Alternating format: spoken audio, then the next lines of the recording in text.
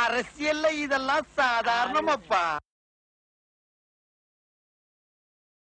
உங்கள் ஓட்டு கேசவனுக்கே, உங்கள் சின்னம் ஸ்பேனர் சின்னம்.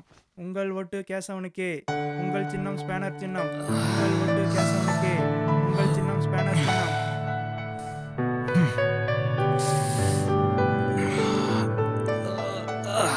குமுதா, குமுதா செல்லம், டீ கொண்டு வாமா.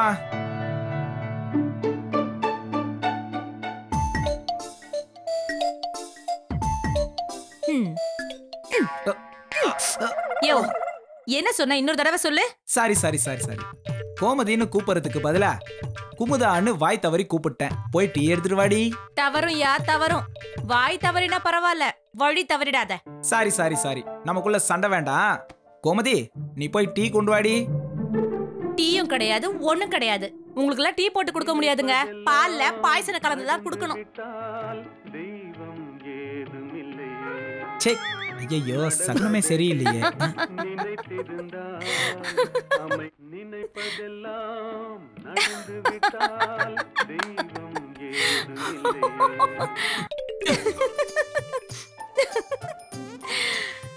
ஐயோ கேசவா, மணி இப்ப 6 தான் ஆகுது. தேர்தல் ரிசல்ட் எப்படியோ 6 மணிக்கெல்லாம் வராது. இப்படி ரூம்லயே உட்காந்துட்டு இருக்காம போய் எந்திரிச்சு குளிச்சிட்டு வாங்க போங்க.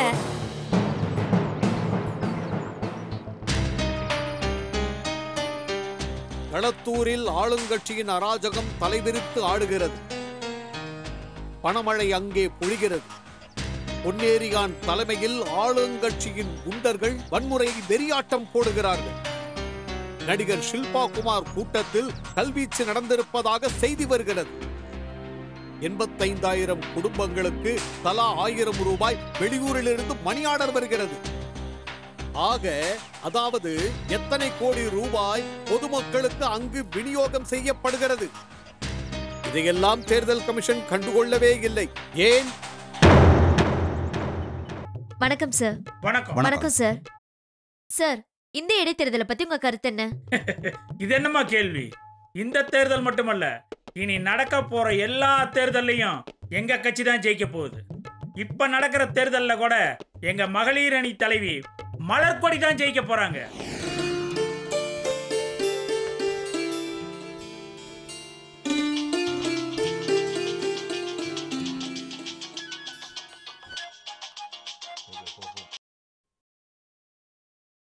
வணக்கம் எம்எல்ஏ சார்.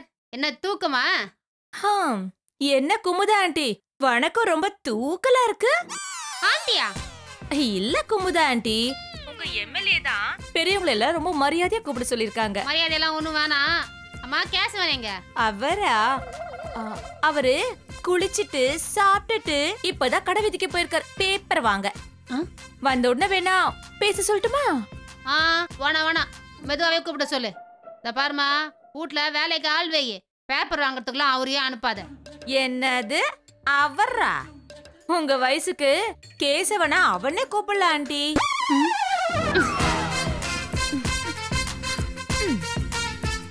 அவராமல்ல அவரு.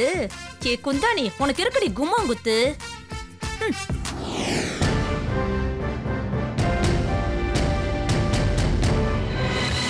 காலை 8:30 மணி அளவில் ஓட்டு எண்ணிக்கை தொடங்கிவிட்டது. 4 அடுக்கு பாதுகாப்பு ஏற்பாடுகள் செய்யப்பட்டுள்ளன. பிற்பகலுக்குள் முடிவுகள் வெளியிடப்படும் என எதிர்பார்க்கப்படுகிறது.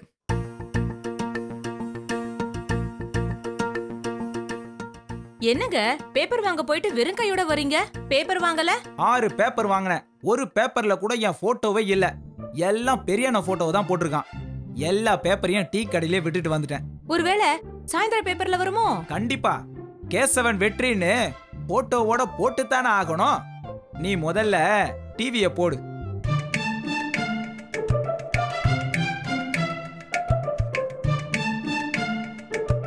டைட்டன் அவர்கள் சொன்னதை பத்தி கேட்டீங்க.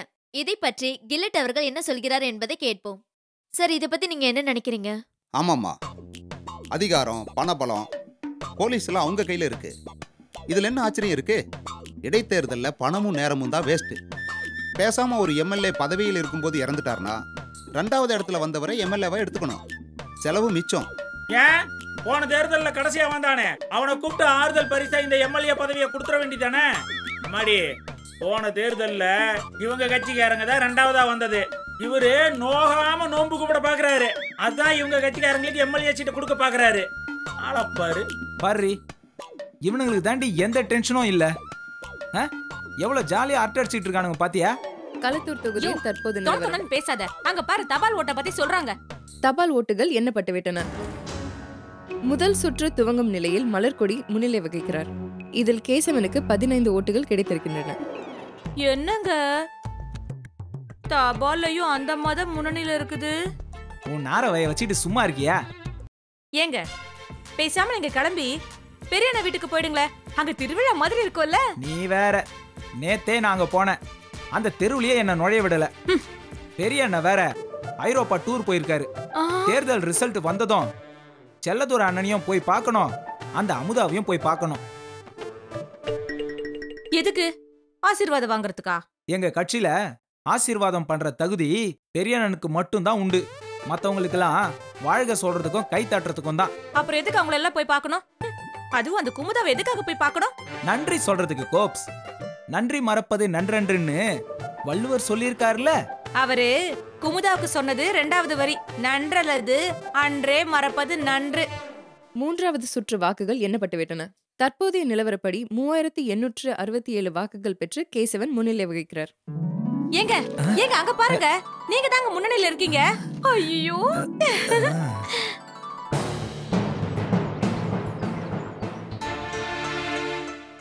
முதல்வரே, கேசவன் முன்னிலையாம். அதனால என்ன? அந்த மலர்கொடி ஜெயிச்சா பொன்னேரிக்கு தான் அது லாபம். நமக்கு என்ன? தோற்றால் அவமானம் இல்லையா? சில தோல்விகள் அவமானம் இல்லை. இப்போ இதுல மலர்கொடி தோத்தா அது பொன்னேரிக்கு தான் நஷ்டம். ஒருவேளை மலர்கொடி வெற்றி பெற்றால்? இந்த வெற்றிக்கு காரணமே அர்ஜுனோட பிரச்சாரம் தான் நான் அறிக்கை விடுவேன். உங்கள் எதிர்பார்ப்புக்கு மாறாக கேசவன் முன்னிலை வகிக்கிறார். நீங்க இதை எப்படி பாக்குறீங்க? வைத்தறிச்சலோட தான் பாக்குறேன். வேற என்ன பண்ண முடியும்? ஏய் எழுந்துரி. ஒரு எம்எல்ஏக்கு முன்னாடி சரிக்கு சமமா உட்காந்து பேசிக்கிட்டு இருக்க, போய் பின்னாடி நில்றி. ஏன் சார் அப்படி சொல்றீங்க? இவ்வளவு பணம் கொடுத்தோம், டங்கு ஸ்லிப் ஆயிடுச்சு.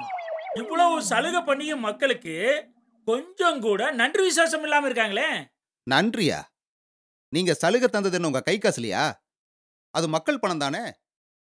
ஏய் மச மசன்னு சும்மா நிக்காம உங்க அப்பா அம்மாவுக்கு போன் போட்டு சொல்லு. அப்படியே இந்த பெரியண்ணன் கூட ஒரு ஆள் இருப்பானே வழுக்கையா, அந்த ஆள் பேருனா செல்லதோரை. செல்லதோரைக்கும் போனை போட்டு சொல்லு. செல்லதோரை கூட இன்னொரு ஆள் இருப்பானே கருப்பா கட்டையா, அந்த ஆள் பேருனா குட்டி அண்ணன். குட்டி அண்ணனோ குட்டி யானையோ அந்த ஆளுக்கும் போனை போட்டு சொல்லிட்டு கோடையடி குமுதா இருக்கால அவளுக்கும் சொல்லு. எம்எல்ஏ கேசவன் பேசணும்னு சொன்னார்னு. புரியுதா? இங்க பாருங்க, செல்லதுரை குட்டியண்ணனை வேணா போய் பாருங்க. ஆனா அந்த குமுதாவை எல்லாம் ஒண்ணும் வேண்டாம். ஏன்? அவங்கெல்லாம் பெரிய பெரிய தலைவர்கள், அவங்களெல்லாம் நீங்க போய் பார்க்கலாம். ஆனா இந்த குமுதா சாதாரண பேச்சாளர் தானே.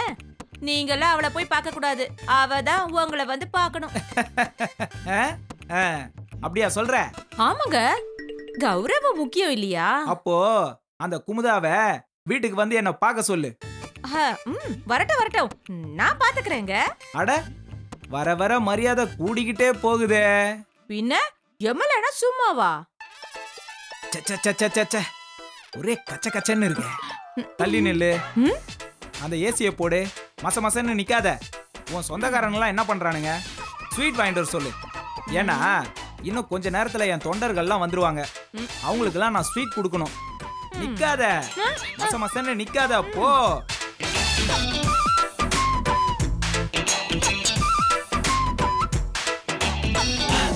இதுவரை பின்தங்கியிருந்த மலர்கொடி 4வது சுற்று வாக்கு எண்ணிக்கையின் முடிவில் 510 வாக்குகளில் முன்னிலை வகிக்கிறார். ஆஹா ஆஹா, உங்களுடைய பேரன் உங்களுடைய பேரையே காப்பாற்றி விட்டார். யாரும் யார் பேரையும் காப்பாற்ற முடியாது கவிஞரே. நம்ம பேரை அவங்க கெடுக்காம இருந்தா போதும். ஐயா, பெரியண்ணன் அறிக்கையை பார்த்தீர்களா? உங்களுடைய ஆட்சியை அராஜக ஆட்சி என்று சொல்லியிருக்கிறார். அவரு நம்ம எல்லாரையும் விட பெரிய நடிகர் கவிஞரே. நம்ம ஆட்சி நல்ல ஆட்சி, எதிரி ஆட்சி கெட்ட ஆட்சின்னு பொதுவா எல்லாருமே சொல்றதுதான். ஆனா அதை எல்லாரும் நம்பும்படியா சொல்றதுக்கு ஒரு தனி திறமை வேணும். அது அவர்கிட்ட இருக்கு. ஆனா அதை விட அந்த செல்லதுரை இடைத்தேர்தலை பத்தி பிரஸ் கிட்ட சொன்ன அந்த சாம்பார் உதாரணம் எனக்கு ரொம்ப பிடிச்சிருக்கு. என்ன செய்ய, தெல்லதுரை செல்லாத துறையாக, அதிகாரம் இல்லாத துறையாக இருக்கிறார். பொல்லாத துறையாக, ஊழலுக்கு விடை சொல்லாத துறையாக இருந்தபோது சிந்திக்க நேரமில்லை. சமயம் கிடைத்ததும் சமையலையே சிந்திக்கிறார். சூப்பர். களத்தூர் தொகுதி இடைத்தேர்தல் முடிவுகள் அதிகாரப்பூர்வமாக அறிவிக்கப்பட்டுவிட்டன. மொத்த வாக்குகள் 1,86,269. பதிவானவை 1,42,18. மலர்கொடிக்கு 89,765.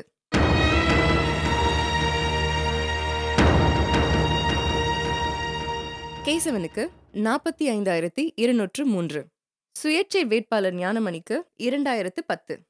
நோட்டாவுக்கு 3,265. செல்லாத வாக்குகள் 1,275. களத்தூர் தொகுதியிலிருந்து மீட்சி டிவிக்காக ஒளிப்பதிவாளர் சலீமுடன் சுப்புலட்சுமி.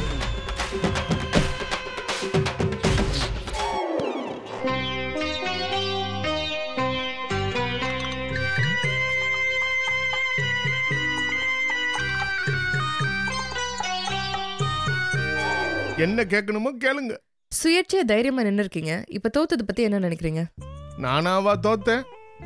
இந்த மக்கள் என்ன தோக்கடிச்சிட்டாங்க. ஆனா ஒண்ணு, என் கிணத்தை காணும்னு நான் ராணுவத்துல போய் கம்ப்ளைண்ட் கொடுப்பேன். ஆமா, இது என்ன டிவி? மீட்சி டிவி. ஓ, இந்த மீட்சி டிவி சார்பா இந்த தொகுதி மக்களுக்கு தெரிவிக்கிறேன்.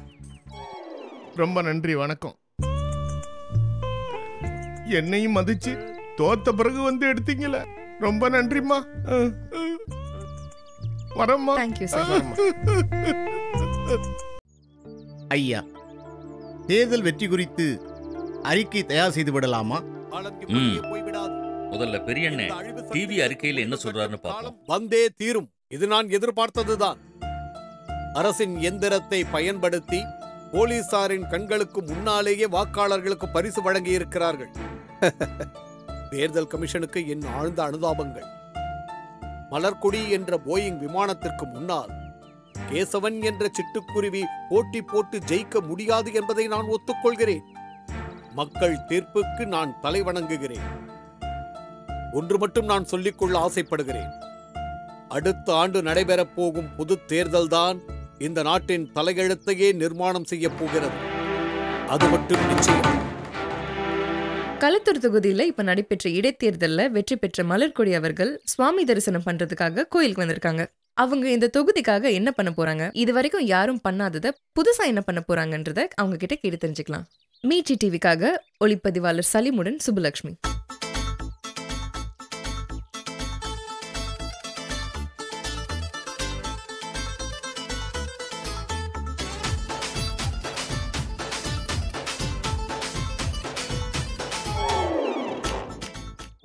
வணக்கம் மலர்கொடி மேடம்.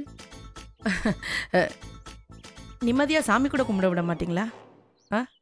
கேளுங்க. இப்ப எம்எல்ஏ ஆயிட்டீங்களே, உங்க அடுத்த கட்ட நடவடிக்கை என்ன? எல்லாரும் மாதிரியும் சபாநாயகரை பார்த்து நான் பதவி பிரமாணம் எடுக்கணும். அது எப்பவும் பண்றதுதானே மேடம். நீங்க என்ன பண்ண போறீங்க? அம்மா, எல்லாரும் செஞ்சதுதான் நானும் செய்ய போறேன். மாத்தி செஞ்சா நம்ம முன்னோர்களை அவமானப்படுத்துற மாதிரியும் அசிங்கப்படுத்துற மாதிரியும் ஆயிடும்ல. எதுக்கு இந்த அதிக பிரசிங் தானா?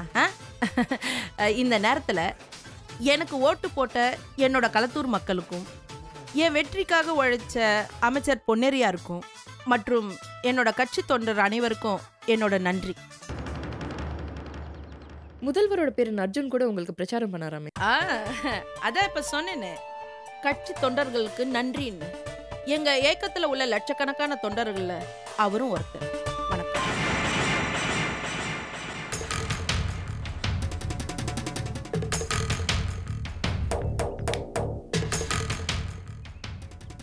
அந்த பொன்னேரி காய் நகர்த்துறான். இது அந்த மலர்கொடியோட வார்த்தைகள் இல்ல. அவ பேசுறது பொன்னேரியோட கருத்து. புரியுதா? புரிகிறது. உங்கள் அரசியல் தொலைநோக்கு அரசியல். பொன்னேரியாரின் அரசியல் விலைநோக்கு அரசியல். ஆமா, இந்த வெற்றிக்கு நிறைய செலவு செஞ்சிருக்கான் பொன்னேரி. கட்சி செலவு செஞ்சது வெறும் 67 லட்சம் ரூபாய் தான். ஆனா பொன்னேரி 7 கோடி ரூபாய் செலவு பண்ணதா போலீஸ் ரிப்போர்ட் சொல்லுது. அவ்வளவு செலவு செஞ்சவன் அதுக்கு விலையா என் தன்மானத்தை கேட்கிறான். என் பேரன் லட்சக்கணக்கான தொண்டர்கள்ல ஒருத்தனா?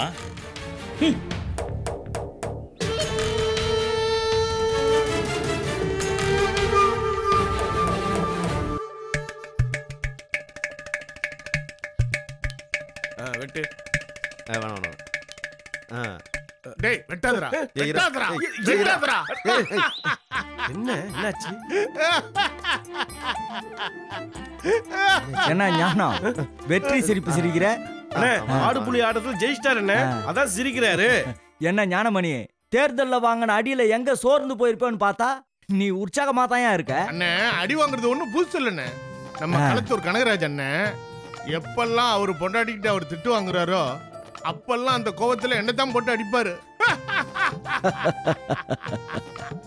அது எப்படி? சும்மா காட்டுவாரு. சொல்லியா தலைவர? அது மட்டும் இல்ல தலைவர, பொன்னேரியா இருக்கார, அவர்கிட்டயும் நிறைய வாங்கியிருக்கேன். அவரை போய் பார்க்க போனா கனகு இவனை இன்னைக்கு நைட்டு விட்டு போன்னு சொல்லுவாரு. ஏன் அவ்வளவு பாசமா? தலைவர கொஞ்சம் கேளுங்க தலைவர். சரி சரி சொல்லு. அன்னைக்கு நைட்டு பூரா நினைச்சு அவருக்கு டயர்ட் ஆகுற வரைக்கும் அடிப்பாரு.